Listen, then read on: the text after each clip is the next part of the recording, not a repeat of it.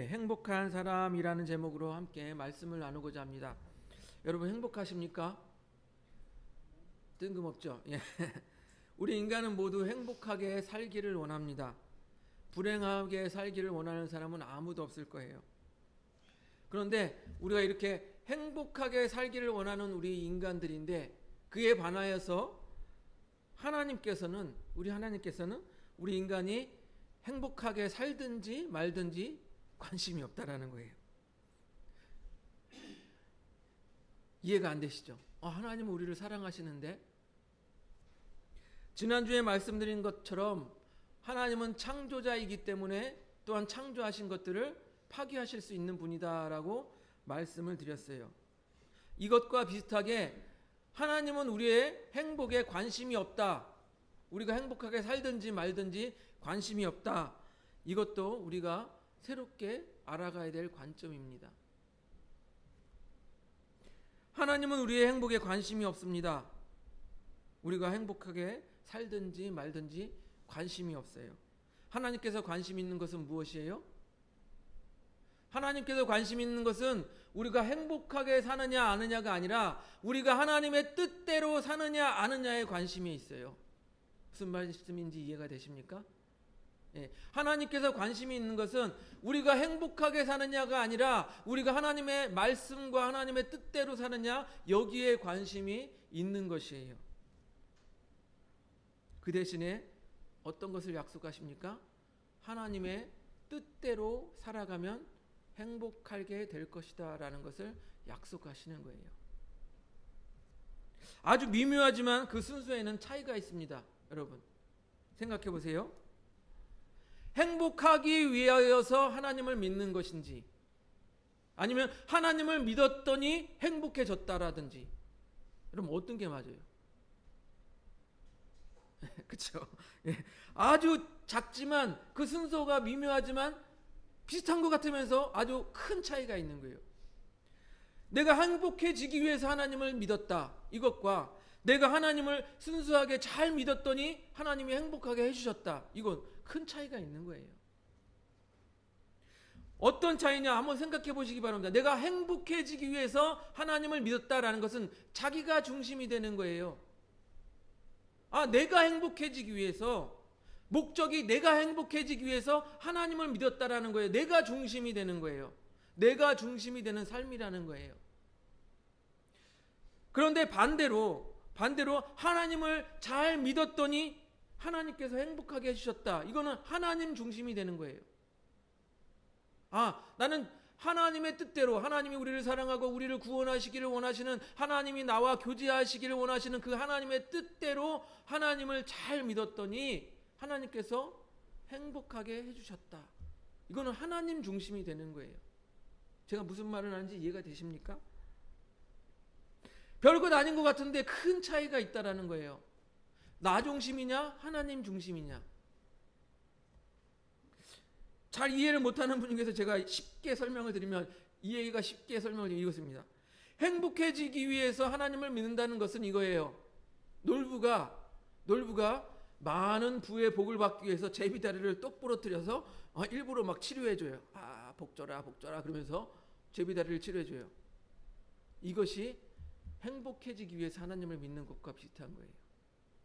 반대로 하나님을 잘 믿었더니 하나님께서 행복하게 해주셨다. 이것은 무엇이냐면 흥부가 제비다리가 부러진 것을 보고 측은한 마음이 들어서 순수하게 치료해 주었더니 제비가 복을 가져다 주었다. 이게 두 번째 의미와 같은 것입니다.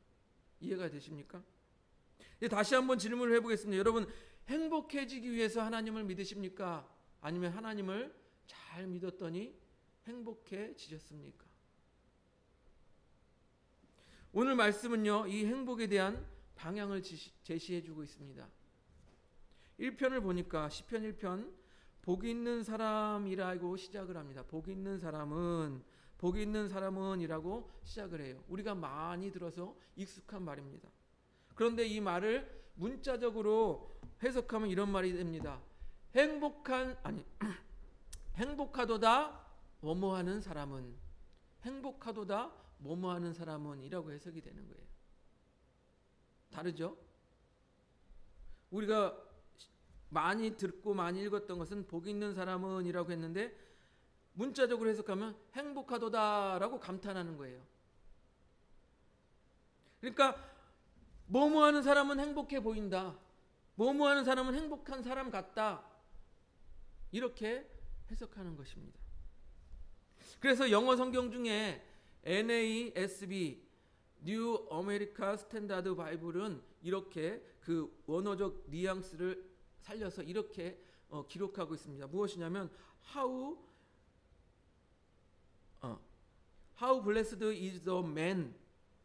즉 무엇입니까? 그 사람은 얼마나 행복한가 이렇게 해석하고 있는 거예요.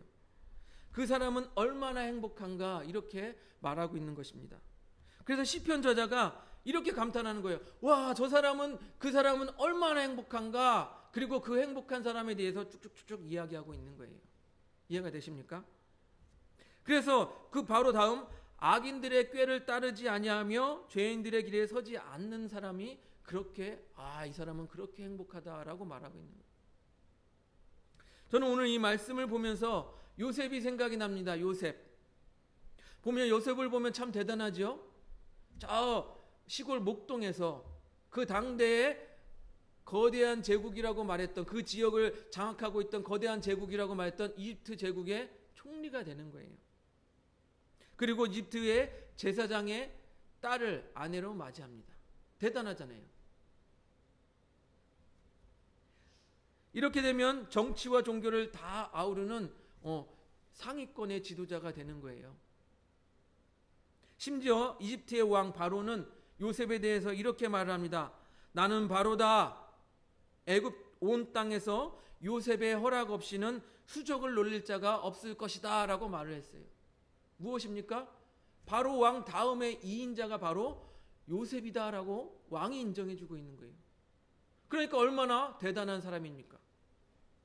이렇게 대제국에서 왕 다음의 권세를 누리며 소위 세상의 기준으로 성공했다고 말하는 요셉을 보면서 이렇게 세상 사람들은 말할 수 있을 것입니다.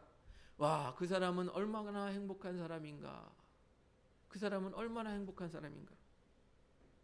그런데 요셉은요, 그렇게 행복해 보이는 그 자리까지 올라가기까지 순탄치만은 않았다라는 거예요. 평탄한 삶을 살지 않았다는 것입니다. 우리가 아시는 것처럼 제일 먼저 무엇이 있었습니까? 아버지에게 사랑을 독차지했지만 형들의 시기를 받아서 죽임을 당할 뻔했습니다. 그리고 그 죽임을 당할 뻔했는데 간신히 살아남아서 어떻게 됐어요? 이집트의 노예로 팔려갔어요. 거기에 노예로 팔려가서 이집트의 그 바로 왕의 친위대장 보디발의 노예로 팔려가게 된 것입니다. 그런데 성경은 노예로 팔려간 요셉에 대해서 하나님께서 형통하게 하셨다. 그래서 어떻게 됐습니까? 가정 총무가 되게 하셨습니다. 친위대장 보디발도 요셉을 믿고 요셉에게 일제 간섭을 하지 않았다라고 합니다. 성경을 보면 자기가 먹는 것 외에 요셉에게 간섭을 하지 않았다라고 말하고 있습니다. 그런데 요셉은요, 용모가 아주 빼어났어요. 지금으로 말하면 꽃미남이에요. 그랬더니 보디발의 아내가 요셉에게 동침하자고 제안을 합니다. 꼬시는 거죠. 요셉, 남편이 집안의 모든 일을 요셉 당신에게 맡기지 않았어요? 그러니까 나하고 잠자리를 합시다. 나하고 잠자리를 하는데 당신이 입 다물고 내가 입 다물면 아무도 모를 거예요. 이렇게 보디발의 아내가 요셉을 꼬시는 거예요. 그때 요셉이 어떻게 합니까? 당신의 생각이 좋습니다. 인생 뭐 있어요? 한 방이지. 즐기면서 사는 거지. 오케이, 당신하고 잠자리를 합시다. 동침했습니까? 아니죠. 요셉은요 이렇게 말했습니다. 당신은 주인의 아내입니다. 그런즉 내가 어찌 이 큰 악을 행하여 하나님 앞에 죄를 짓겠습니까? 라고 말을 했어요. 하나님 앞에 죄를 짓겠습니까? 라고 말을 했습니다. 그리고 자리를 피했습니다. 이 요셉의 모습을 보십시오. 악인들의 꾀를 따랐습니까? 나하고 동침합시다 하고 꾀였어요. 악인들의 꾀를 따랐습니까? 죄인들의 길에 서지 않았습니다. 즉 요셉의 모습은 악인들의 꾀를 따르지 아니하며 죄인들의 자리에 서지 아니하는 모습과 같다라고 말할 수 있습니다. 또 행복한 사람은요, 오만한 자들의 자리에 앉지 않는다라고 말을 하고 있습니다. 오만한 자들이란 여호와의 진리와 공의를 조롱하는 자들이에요. 나아가 하나님의 뜻을 따라 살아가는 자들을 조롱하는 자들이에요. 그래서 오만한 자들은요, 앞에서 말한 악인과 또한 죄인보다 더 나쁜 존재예요. 더 질이 나쁜 존재예요. 왜냐하면 악인과 죄인은 자기들만 죄를 지어요. 그런데 이 오만한 자들은요, 하나님을 직접 조롱의 대상으로 삼고 또 하나님을 믿는 자들, 하나님을 따르는 자들을 조롱하면서 꼬여서 하나님을 믿지 않게 하고 하나님을 따르지 않게 하는 자들이기 때문에 더욱 악한 자들이라고 말할 수 있어요. 하나님의 뜻을 따르는 하나님의 뜻을 따르는 자들을 이렇게 꼬여서 하나님을 믿지 않도록, 하나님을 따르지 않도록 하는 것, 어디에서 많이 보지 않았습니까? 사단이 하는 짓이죠. 예, 그래서 이들은 사단이 하는 일과 전형적으로 닮았어요. 사단이 어떤 일을 합니까? 하나님과 우리 사이를 이간질하여서 하나님을 떠나게 하지 않습니까? 그런 일들을 이 오만한 자들이 하는 거예요. 오만한 자들. 그래서 이 오만한 자들은 이렇게 말할 것입니다. 야, 하나님이 어디에 있어? 인생 뭐 즐기면서 사는 거지. 야, 보디발이 아내하고 그냥 잠자리 해.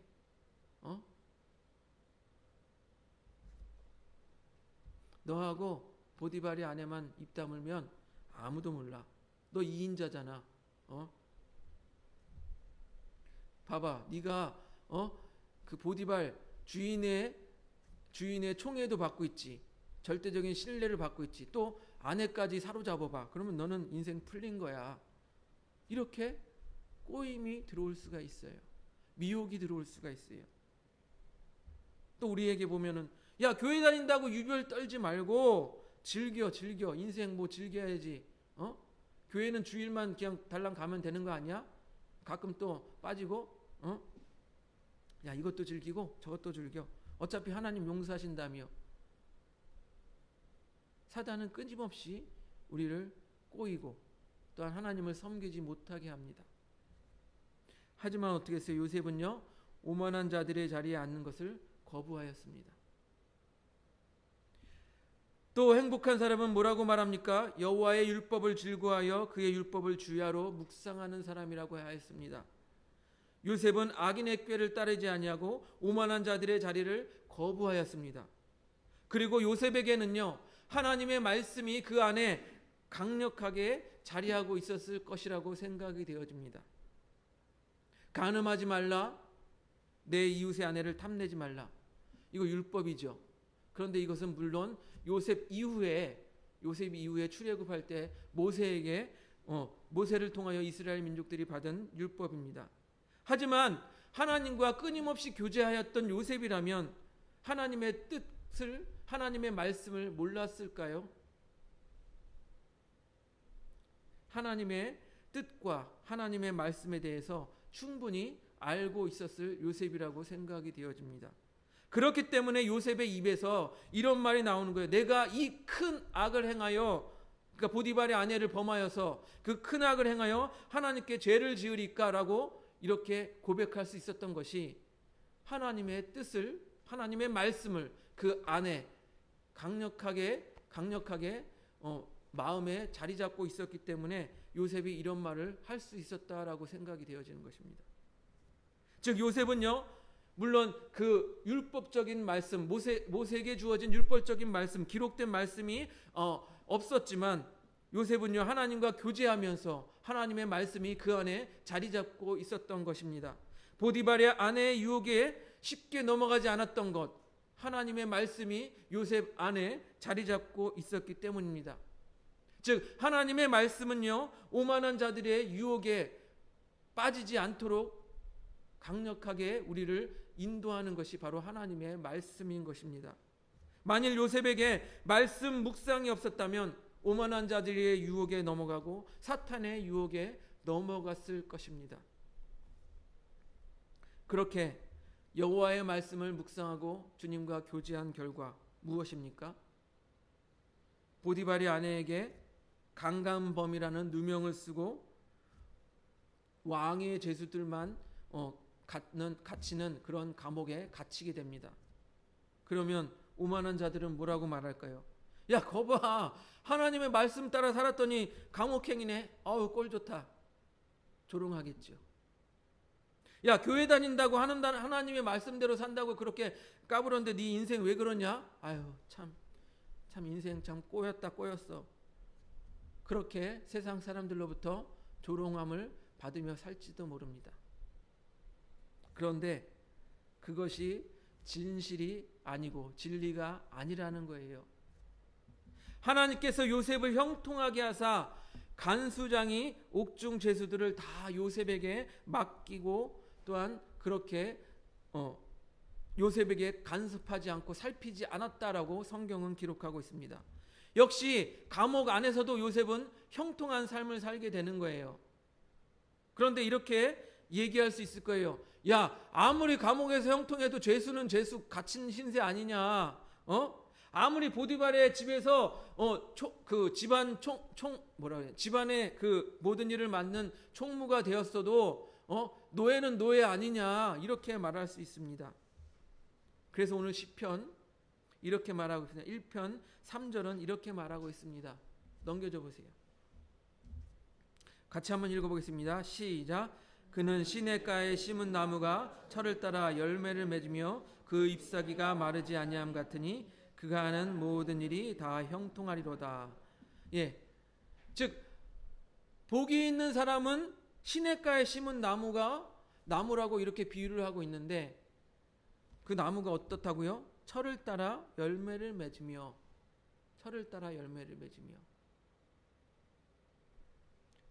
즉 하나님의 때가 있다라는 거예요. 하나님의 때가. 요셉은 감옥에서 간수에게 총애를 받고 지내다가 술 맡은 관원장의 꿈을 해석해 주었는데 그 꿈이 맞아서 그 술 맡은 관원장이 복귀되어지고 그 다음에 왕의 꿈, 바로의 꿈까지 해석해 주게 됩니다. 그런데 여러분, 왕의 꿈을 아무나 해석할 수 있었던 게 아니에요. 당시에 이집트의 지혜자, 이집트의 주술가들도 왕의 꿈을 능히 해석하지 못하였어요. 그런데 요셉은요, 여호와의 말씀을 즐거워하며 주야로 묵상하였더니 어떻게 됐습니까? 하나님과 교제하기를 즐기고 주야로 묵상하였더니 어떻게 됐습니까? 하나님께서 하실 일들을 요셉에게 일러주셨던 거예요. 알려주셨던 거예요. 그래서 요셉은 바로의 꿈을 해석할 수 있었던 것입니다. 이해가 되십니까? 그래서 바로의 꿈을 해석해 주었더니 그것을 본 바로 왕이 이렇게 고백을 하는 거예요. 요셉을 향해 이렇게 고백합니다. 창세기 41장 38절 39절을 보겠습니다. 넘겨주세요. 38절 39절 같이 읽습니다. 시작. 바로가 그의 신하들에게 이르되 이와 같이 하나님의 영에 감동된 사람을 어찌 찾을 수 있으리요. 요셉에게 39절 시작. 요셉에게 이르되 하나님이 이 모든 것을 내게 보이셨으니 너와 같이 명철하고 지혜 있는 자가 없도다. 예. 바로 왕조차 하나님이 너에게 영을 부어주셨다, 하나님이 너에게 지혜를 주셨다라고 이렇게 말을 하고 있는 거예요. 그렇게 시냇가에 심은 나무가 철을 따라 열매를 맺듯이 하나님의 때에 요셉은 노예 신세가 아닌, 감옥에 갇힌 신세가 아닌 이집트의 대제국의 총리가 되게 되는 것입니다. 여러분, 본문은요, 복 있는 사람은 이라고 시작을 해요. 복 있는 사람은. 그러나 실제로 그 사람은 얼마나 행복하겠는가라고 감탄하는 말이라고 제가 말씀을 드렸어요. 어떤 사람이 행복하냐? 악인들의 꾀를 따르지 않는 사람이 행복하다라고 말하고 있습니다. 죄인들의 길에 서지 않는 사람이 행복하다라고 말하고 있습니다. 또 오만한 자들의 자리에 앉지 않는 사람이 행복하다라고 말하고 있습니다. 또 오직 여호와의 말씀을 주야로 묵상하는 사람, 그런 사람이 행복하다라고 말하고 있습니다. 그러면서 시편 1편은요, 이 악인과 의인을 비유로 말하고 있어요. 먼저 의인은 뭐라고 말하고 있습니까? 의인은 시냇가에 심은 나무와 같다. 그래서 철을 따라 열매를 맺는다. 이것은 번영과 풍요를 상징해요. 하나님의 뜻에 따라 사는 사람, 그런 사람들은 이렇게 번영과 풍요의 복을 누릴 것이다 라고 말하고 있는 것입니다. 그러나 반대로 악인은 뭐라고 말합니까? 바람에 나는 겨와 같다라고 말합니다. 이들은 바람에 쉽게 날아가 버리는 겨와 같아요. 여러분 키질 할 때 이 겨를 날릴 때 어떻게 합니까? 그냥 이 키질 하면서 바람을 슉슉 불면 슉슉 날아가죠. 그리고 알곡과 구별이 되죠. 심판 때에 이렇게 된다라는 거예요. 악인들은. 그들이 왜 그렇게 됩니까? 바로 앞에서 말씀드린 것처럼 조롱하는 자, 사탄의 길을 따르기 때문이에요. 그렇게 심판 때에 악인들은 망하게 되고 의인들은 하나님께서 인정하는 자가 되는 것입니다. 그리고 하나님께서 인정하시는 삶, 그것이 무엇이라고요? 오늘 본문에서 오늘 제가 말씀드린 것 같이 요셉과 같은 삶이라고 제가 말씀을 드리고 싶은 거예요. 비록 그의 삶이 고단하고 힘들고 비전이 보이지 않을 때라도 이는 하나님을 믿고 하나님과 동행하는 삶을 살았던 것입니다. 그래서 어떻게 됐어요? 그는 얼마나 행복한 사람인가라는 감탄을 들을 수 있게 되는 거예요. 처음 서두에 질문하였던 것과 같이 진짜 행복하지 않은 사람은 어떻게 살아요? 행복을 쫓아 살아요. 내가 행복하게 되기 위하여 이것도 해보고 저것도 해보고 하나님 믿으면 행복해진다고? 그래, 하나님 믿어보자. 자기가 행복해지기 위해서 하나님을 억지로 믿는 사람, 그런 사람은 진짜로 행복한 사람이라고 말할 수가 없을 것입니다. 그러나 진짜 행복한 사람은 뭐라고 말합니까? 하나님 중심으로 하나님의 말씀을 즐거워하며 또한 하나님께서 인정하는 삶을 살게 되는 것입니다. 그것이 곧 오늘 말씀이 말하고 있는 그 사람은 얼마나 행복한 사람인가, 즉 복 있는 사람은 이 사람인 거예요. 우리 가슴에 손을 얹고 한번 생각해 보시기 바랍니다. 다른 사람들이 보기에 저 사람은 얼마나 행복한 사람인가, 그런 감탄을 자아낼 수 있는 그러한 삶을 살고 계십니까? 그 사람은 얼마나 행복한 사람인가라는 그런 감탄을, 그런 평가를 들으면서 사시는 우리 하늘봄교회 성도님들이 되시기를 주님의 이름으로 축복드립니다.